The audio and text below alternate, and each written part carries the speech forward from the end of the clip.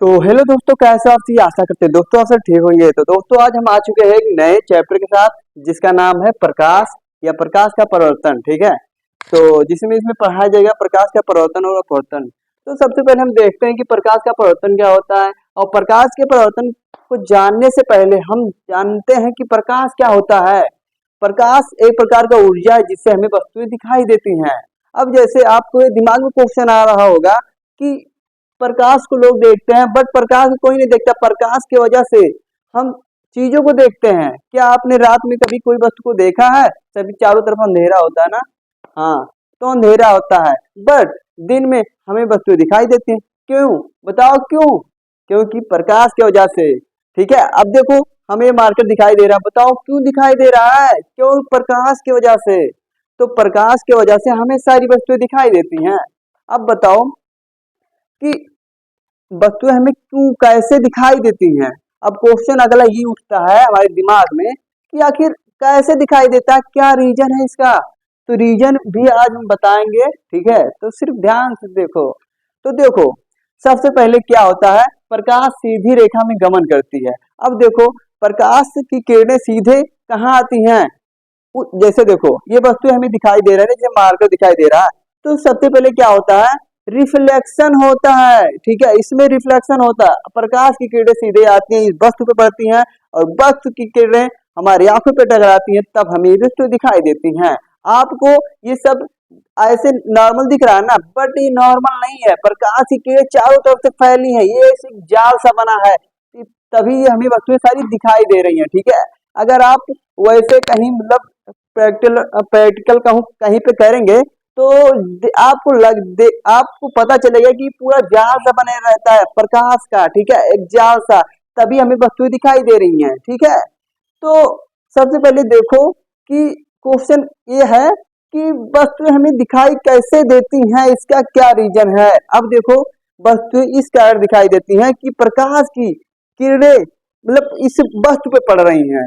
अब वस्तु से किरणें डायरेक्ट हमारे आंखों पे आ रही हैं, तो इस कारण हमें दिखाई दे रहा है। ठीक है, ऐसा नहीं है कि प्रकाश की किरणें सीधे तुम्हारी आंखों पे आ रही हैं और वहां से किरणें यहाँ इधर उधर जा रही हैं। तो ऐसा नहीं होता, ऐसा कुछ पॉसिबल नहीं है। ठीक है, तो पॉसिबल क्या है, पॉसिबल ये है कि जब प्रकाश किसी वस्तु पे पड़ती है और वो वस्तु से रिफ्लेक्शन होता है और हमारे आंखों पे पड़ती है, तो इस कारण हमें दिखाई देता है। ठीक, तो अब इतना तो जान ही गए होंगे।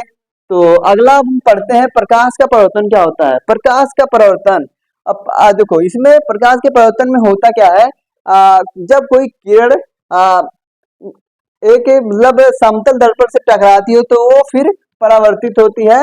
तो यहाँ पे देखो इसका क्या है, इसका परिभाषा क्या है। जब आपतित किरण और देखो यहाँ पे इसके दो पॉइंट है, आपतित किरण और परावर्तित किरण और बीच में अभिलंब, तीनों क्या होते हैं, एक तल में स्थित होते हैं। ठीक है, हमारा पहला पॉइंट है, नहीं दूसरा पॉइंट है। ठीक है, आपतित किरण, जैसे देखो ये आपतित किरण है और एक परावर्तित किरण है, ये आपतित किरण है, ये परावर्तित किरण है, और बीच में एक अभिलंब होता है जो कि दोनों को बराबर में डिवाइड करता है।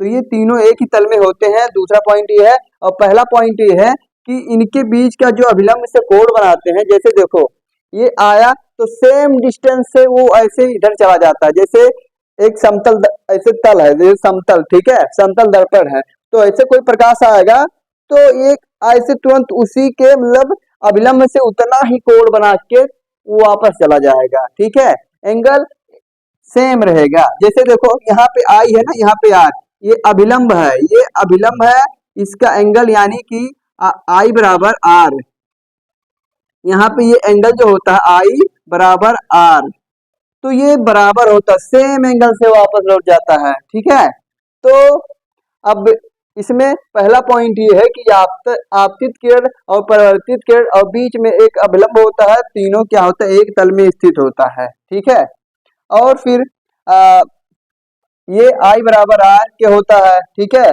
आपतन कोण तथा इसको कहते हैं आपतन कोण। ठीक है, इसको कहते हैं आपतन कोण। ठीक है, और इसको कहते हैं परावर्तन कोण। ठीक है,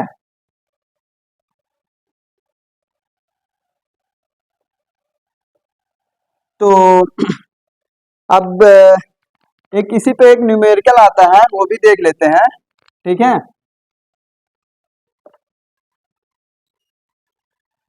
इसी पे क्वेश्चन उठता है कि जो आपतित किरण होती है, ठीक है, एक क्वेश्चन इसी पे, जो आपतित किरण होती है, ठीक है, आपतित किरण, ठीक, आपतित किरण समतल दर्पण से, समतल दर्पण से, जैसे ये समतल दर्पण है, ठीक है, समतल दर्पण से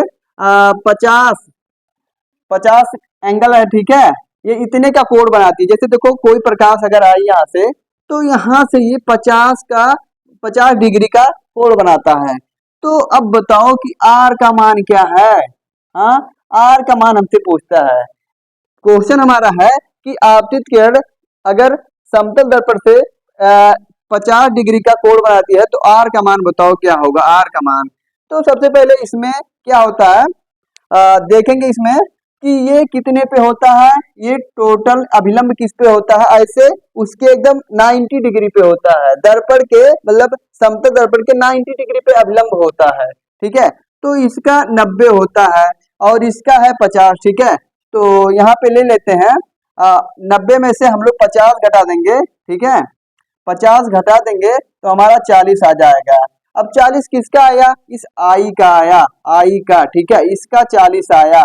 अब हमसे पूछा है आर का मान, तो अब ये कैसे बताएंगे।